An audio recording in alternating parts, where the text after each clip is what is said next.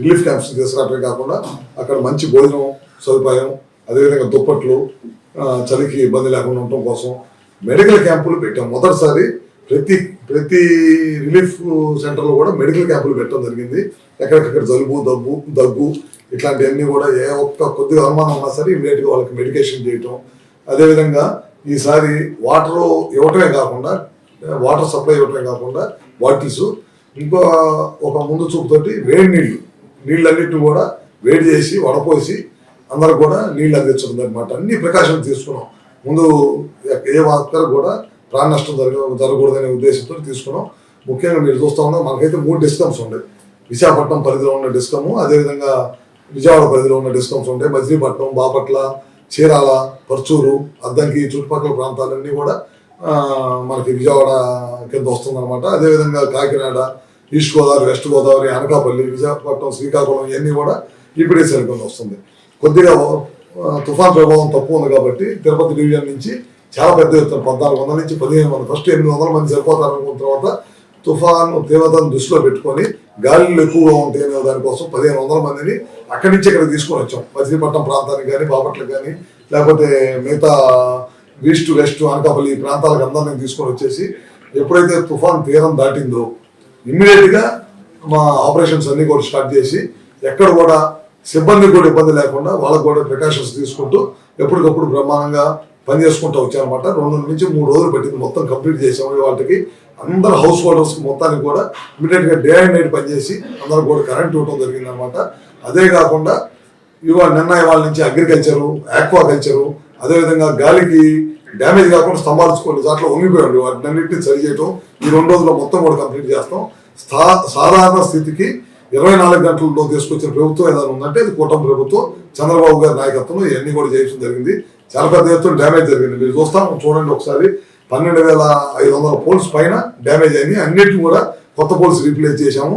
దాదాపు 2,900 కిలోమీటర్లు కండక్టర్ మొత్తం డ్యామేజ్ అయింది. అవన్నీ కూడా వేయటం జరిగింది అనమాట. ట్రాన్స్ఫార్మర్లు దాదాపు 2,500 నుంచి 3,000 ట్రాన్స్ఫార్మర్లు దెబ్బతిన్నాయి.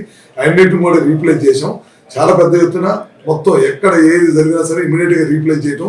చెట్లు ఎక్కడ చాలా పెద్ద ఎత్తున గాలి రావటం వల్ల చెట్లు వచ్చే స్తంభాల మీద పడి ఇరిగిపోయి ఎమ్మటే డ్యామేజ్ అవటం. ఆ ప్రాంతంలో ఉన్న ప్రజలకు ఎమ్మటే మేము ఇంటిమేట్ చేసాం. ఎమ్మటే ఈ ఫలానా చాట స్తంభం పడింది, ఒక 4 గంటలు పడుతుంది, మీరు కొద్దిగా వెయిట్ చేయండి అని చెప్పి ఇమీడియట్గా అక్కడ మనుషులు పంపించడం, స్థానికులు సహాయం తీసుకున్నాం. తెలుగుదేశం పార్టీ కార్యకర్తలు, అదేవిధంగా జనసేన, బీజేపీ కార్యకర్తలు అందరూ సహాయ సహకారాలు తీసుకుని మన డిపార్ట్మెంట్ వాళ్ళు ఇమీడియట్గా చెట్లు అరిగేయటం, ఇమీడియట్గా చెట్లు ఎక్కడన్నా అడ్డం పడితే అవి కట్ చేయటం, ఇమీడియట్గా దాన్ని రీస్టోర్ చేయటం, పవర్ ఇవ్వటం, ఇట్లాంటివన్నీ జరిగింది. కొన్నిసార్లు విపరీతంగా వర్షం ఉండటం, నెల్లూరు జిల్లా ఉంది, కావలి ఉంది, అత్యధికంగా వర్షపాతం నమోదైంది. అందుకని ఆ ఏరియాలో ఎక్కడైతే ప్రమాదం వచ్చిందని తెలిసిందో ఆ ఏరియాలో ముందే మేము పవర్ షట్ డౌన్ చేసాం. పవర్ షట్ డౌన్ చేసి ప్రమాదాలు నివారించడం కోసం షట్ డౌన్ చేసాం. మచిలీపట్నంలో 70 నుంచి 80 కిలోమీటర్లు వేగంగా గాలి వచ్చినాయి, అక్కడ పవర్ షట్ డౌన్ చేసాం. మంత్రి గారు ఎమ్మటే పొద్దున్నే ఫోన్ చేసి ఇక్కడ ఇట్లా ప్రాబ్లం ఉందని నేను కూడా వెళ్ళాను. ఒక డైరెక్టర్ని అక్కడ మచిలీపట్నంకి మన డిస్కమ్ నుంచి ఒక డైరెక్టర్ని పెట్టి అంతా అయిపోయిన తర్వాత పని అంతా పూర్తి చేసి అందరికి పవర్ ఇచ్చిన తర్వాతే విజయవాడ రమ్మని చెప్పి ప్రతి ఒక్క ఆఫీసర్ని ప్రతి ఒక్క జిల్లాకి వేసి దగ్గర నుండి పర్యవేక్షించమని చెప్పి చెప్పడం జరిగింది. ఇట్లాంటివన్నీ కూడా ఈ ప్రభుత్వం చర్యలు తీసుకుంది. ముఖ్యమంత్రి గారు ఎప్పటికప్పుడు డైరెక్షన్స్ ఇస్తూ ఉన్నారు. ప్రాణ నష్టం జరగకూడదు, 24 గంటల్లోనే అందరికీ కరెంట్ ఇవ్వాలి, సాధారణ స్థితికి ప్రజలు తీసుకురావాలి అనే ఉద్దేశంతో ఇవన్నీ చేసాము. చేస్తా ఉన్నాం. పవర్ అయితే 98% పైన పూర్తిగా రిస్టోర్ చేసాం.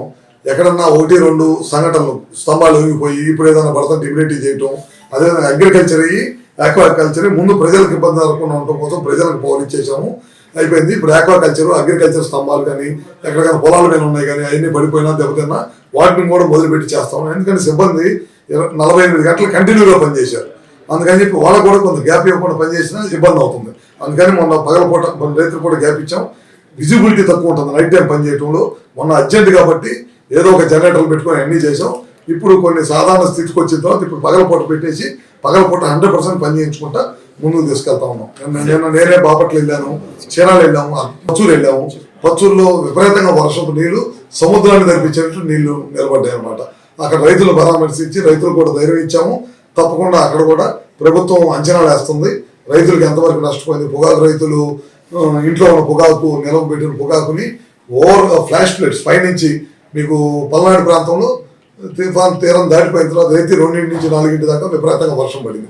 పైనుంచి గుళ్ళకమ్మ లాంటి గుళ్ళకమ్మ నిండిపోయింది, లేకపోతే ఈ నదులు వాగులన్నీ నిండిపోయి పచ్చూరు దగ్గరకు వచ్చేసరికి అక్కడ కూడా చాలా ఇబ్బందికరమైన పరిస్థితి ఎదుర్కొంటే నేను వెళ్ళి అన్నింటిని కూడా హైవే ఉంటుంటే హైవేని కూడా బ్రేక్ చేయించి నీళ్లు ఏమంటే బయటకు పెట్టే కార్యక్రమం కూడా చేయడం జరిగింది ప్రభుత్వం.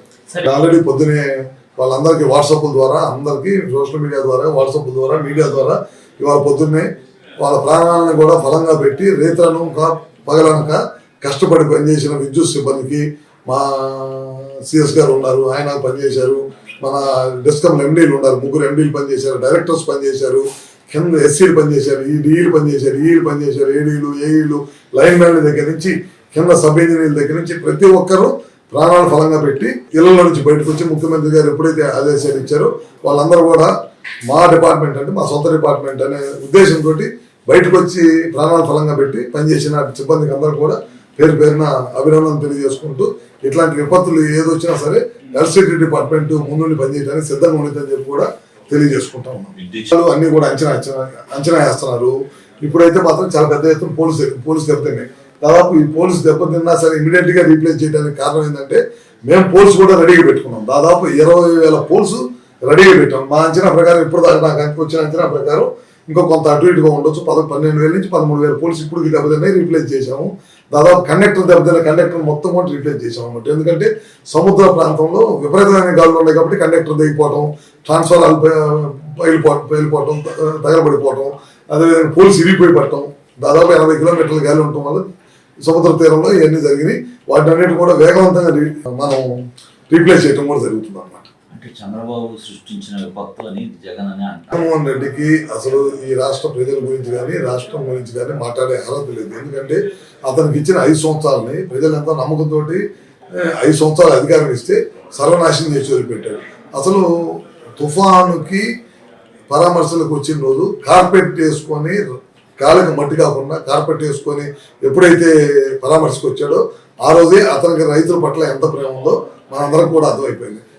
చంద్రబాబు నాయుడు గారు తుఫాన్ హెచ్చరిక రాగానే తుఫాను ఇంకా 27, 28, 29 డేట్లో తుఫాను ఎఫెక్ట్ ఉండొచ్చు మన ప్రాంతాలకి, అప్రమత్తంగా ఉండండి అని చెప్పి 25, 26 తారీఖుల నుంచే రాష్ట్రంలో ఉన్న నలుమూలలో ఉన్న అధికారులను కానీ, ప్రజాప్రతినిధులు కానీ, కేటర్ని కానీ, పౌరుల్ని కానీ అలర్ట్ చేసిన ఏకైక ముఖ్యమంత్రి చంద్రబాబు నాయుడు గారు.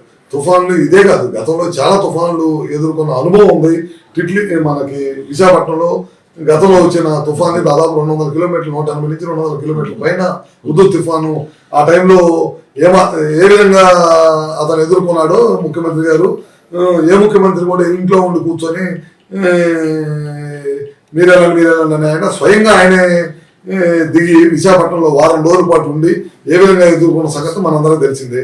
ఇటీవల కాలంలో మన విజయవాడ చుట్టుపక్కల ప్రాంతాల్లో వాగులు వంకలు పొంగి చాలా పెద్ద ఎత్తున విజయవాడ నష్టం జరిగితే ఒక బస్సులో కూర్చొని కలెక్టర్ ఆఫీసులో బస్సు ఒకటి పెట్టుకుని అక్కడే కూర్చొని సామాన్య స్థితికి వచ్చిందాక ఉండి ఏ విధంగా పని చేసిన సంగతిని మనందరికి తెలిసిందే. ముఖ్యమంత్రి గారికి వేరే వాళ్ళ సలహాలు అవసరం లేదు. నువ్వు గతంలో నీకు ఇచ్చినప్పుడు నువ్వేం చేసావు, ఇప్పుడు ప్రజలు మాకు అధికారం ఇచ్చినప్పుడు మా పనితీరు ఏందో అనేది ప్రజలకు బాగా తెలుసు అని చెప్పి కూడా తెలియజేస్తాం.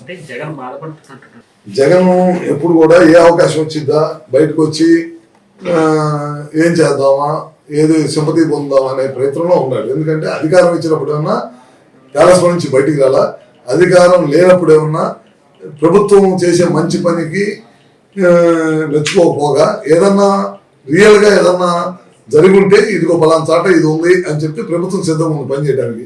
ఏదో ఒక బండ్ వేయాలి, ప్రభుత్వానికి మేము నిందేయాలనే కార్యక్రమం తప్పక వేరే ఆలోచన జగన్మోహన్ రెడ్డికి లేదు, జగన్మోహన్ పార్టీకి ఎప్పుడూ లేదు.